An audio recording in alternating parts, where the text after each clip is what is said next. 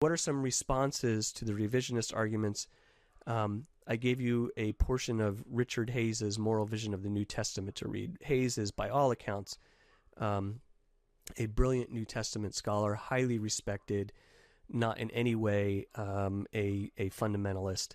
And Hayes, in his book on New Testament ethics, comes down with a traditional view on homosexuality, and here's why. And he's very much focused on the biblical texts.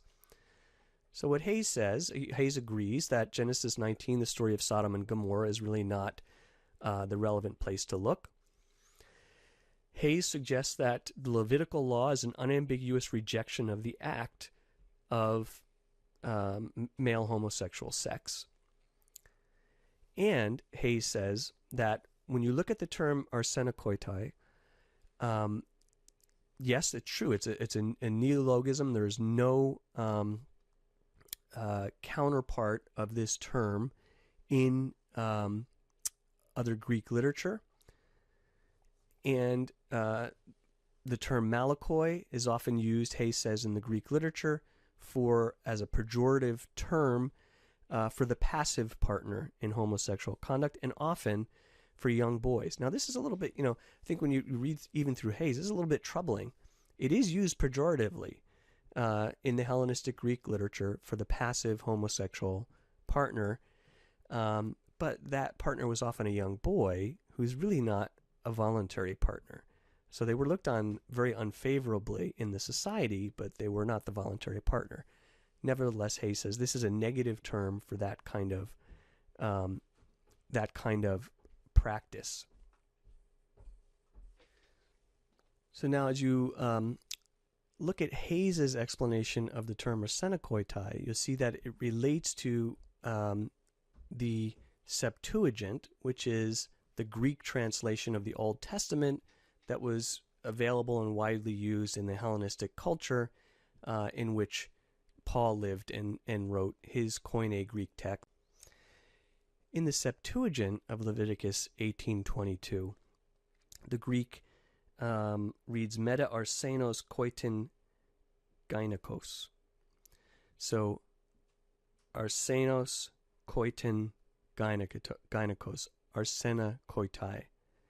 And Hayes argues that the term is actually Paul's way of referring to Leviticus 18:22. So, kind of an interesting argument, and it does seem to have some resonance.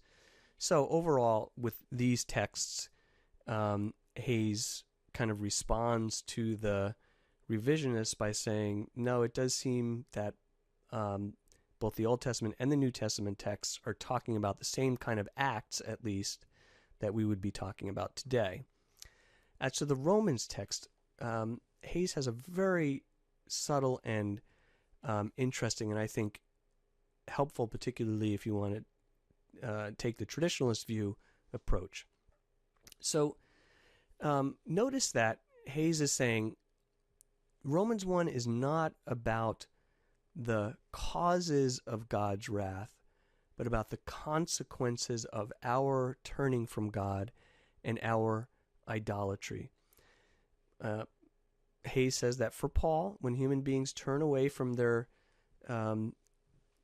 natural created biology and engage in homosexual conduct, they're giving a visible sign of an inward spiritual reality, which is that they've rejected the Creator's design. And Hayes notes that Paul's Hellenistic Jewish context historically was very negative toward homosexual conduct of all kinds, and that therefore within his context, Paul's readers would share this broadly negative judgment that this kind of culture, there's nothing unusual about this, that what Paul is saying, true, they didn't have kind of an understanding of a committed monogamous gay relationship, but they had a negative understanding overall of the conduct, and that's what Paul is unambiguously reflecting. Now, notice this also, though. Hayes is saying that this is not a text of specific judgment against a certain kind of person. So to try and use this text to suggest that, homosexual conduct is particularly wrong and evil and a cause of God's judgment is simply not correct. According to Hayes, that's not what Paul is doing. But Paul is saying that within the whole context of the disordered condition of humanity, Hayes says that this is really a broad statement about what it means, part of what it means to turn from God's design. Yet, note this, again, if you want to take a traditionalist position based on Romans 1, Hayes notes this, immediately in Romans 2, Paul sums up his whole argument, which isn't to point to any other particular group, but to point the finger back at himself and his readers. Therefore, you have no excuse, whoever you are, when you judge others. For in passing judgment on another, you condemn yourself, because you, the judge, do the very same things. So, for Paul, self-righteous judgment of homosexuals is just as sinful as what he considers the behavior itself to be. The point is not to look at some other group and condemn them. The point is to realize that the entirety of human conduct, your own conduct, as the reader of Paul's text, is disordered. So Hayes goes on to say that if you want to create an ethical framework, an ethical standard for how homosexual practice should be thought of, you can't really point to Romans 1 and say this is an absolute clear rule about every kind of homosexual conduct. It's not giving us rules. It's not giving us deontological rules. It's giving us Paul's diagnosis of the overall human condition, which includes this understanding of homosexuality.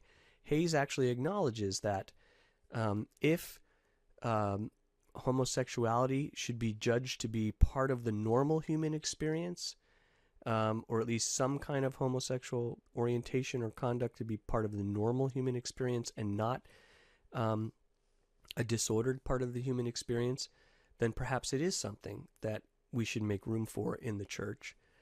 But Hayes isn't there. Hayes does say that evidence is kind of ambiguous, and that there's an overall principle about glorifying God in your body, with specific kinds of conduct that ought to make us think that this is not something we can simply accept, and that for Hayes, we still have to come down to the ultimate judgment that homosexual practice is viewed in the New Testament as a distortion of God's order for creation.